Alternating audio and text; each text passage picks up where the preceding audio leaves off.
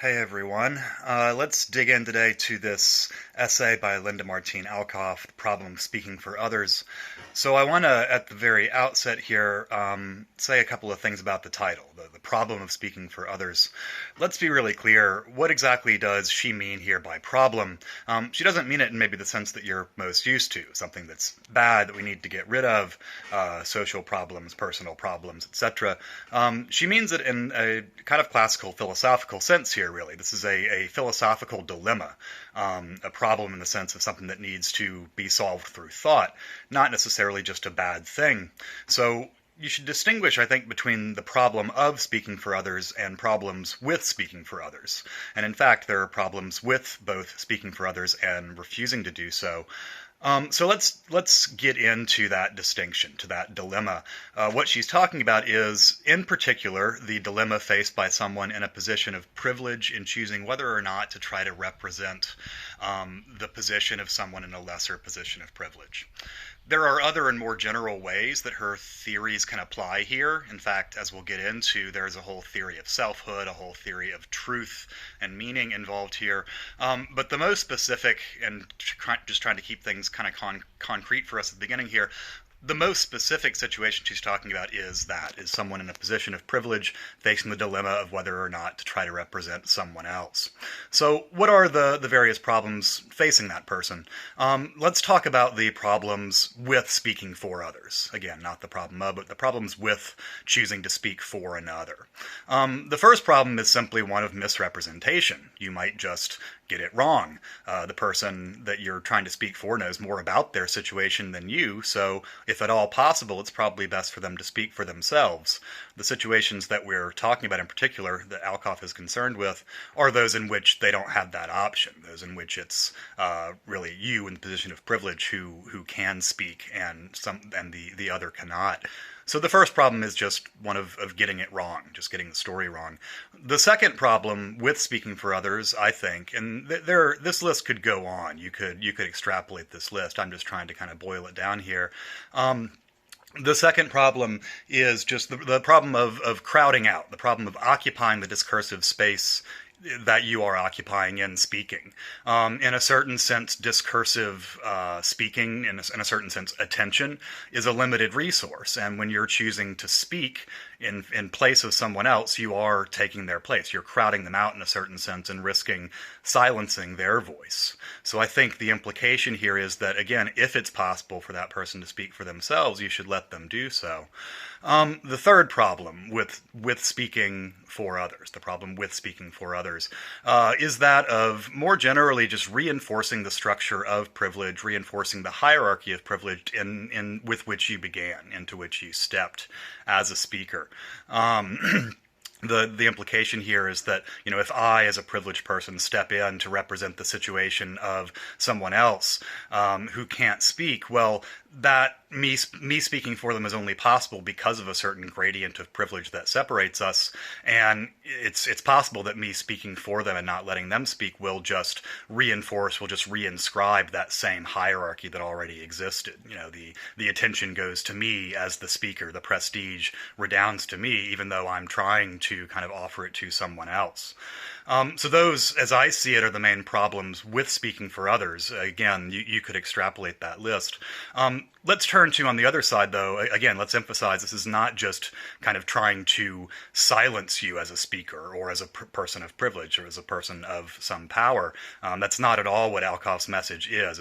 She's not trying to silence anyone. He's trying to, I think, create a greater sense of self-interrogation, a greater sense of attentiveness to the situations in which we operate as speakers. So what are the problems on the other side? What are the problems with not speaking for others? Or, as she refers to it later on in this essay, the retreat response. Just retreating from the situation, stepping back, saying, I don't have a right to speak here. This is not my place. Well, there are problems with that too. The first problem, as I see it, and she doesn't talk that much about this, but the problem of mere self-satisfaction. In fact, you could see this as being a problem on the other side as well, maybe a risk for speaking for others. Self-satisfaction, in other words, merely saying, I am virtuous by the fact that I am refusing to step in this situation, and so, my hands are clean. I'm doing the right thing here. I contributed as much as I can. That problem or that risk, I think, feeds into the greater one and really the dominant one, really maybe the only one that matters for Martine Alcoff. The only problem with not speaking for others, with refusing to speak for others that really matters, which is that of political effectivity. And she comes back to this again and again in the essay, is the presupposition of all of this is that you as a speaker are trying to get something done politically. And that, I think, is the main and broadest problem with refusing to speak, refusing to maybe risk exposing yourself to the problems with speaking for others, is that often it's needed for people on the kind of higher end of these gradients of privilege to do something, to use that position of privilege, to use that platform in order to change the context in which others are able to speak. So again, this is the kind of overarching, as I see it, problem with not speaking for others, is that of just sacrificing the possibility for really ever getting anything done. That allows me to maybe transition to what I wanted to say, again, just kind of introducing things on the political level here. There's a lot to say about this text, but just remaining on the level of kind of the political dilemma. All of the stuff that Martine Alcoff says about context, about the relationship between context and intention, we're going to get more deeply into the implications of that for the theory of truth, meaning, selfhood, etc. But let me just say here that she does hold up as a pretty clear ideal for us, if you're looking for an ideal and a real takeaway from this essay, the ideal of dialogue. Dialogue is what we're looking for. The best situation would be one in which we're able not just to, in which we don't have to speak for others, in which we can actually speak with others in a mutually reciprocal way. The problem is that isn't just possible in any given situation. I can't just, as a person of privilege, walk up to someone in a radically different situation and just have an open and transparent and, most importantly, politically effective dialogue with them, because the material conditions for that don't exist.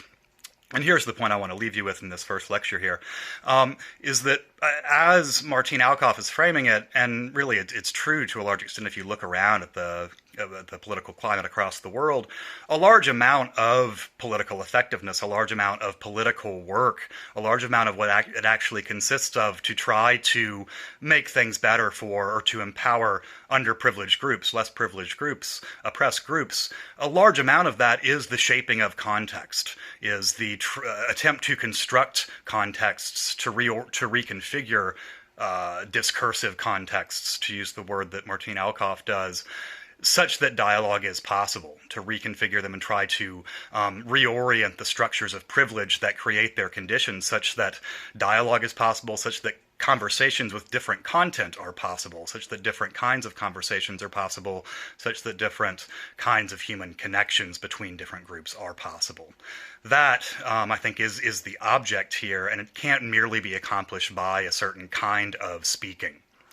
Because that context is constituted by material relations, by power relations, relations of force, as Martine Alcoff discusses. They're constituted by economic facts, social facts, political facts, perhaps biological facts, facts of cultural difference, all kinds of different things that can't merely be reduced to ways of speaking to each other.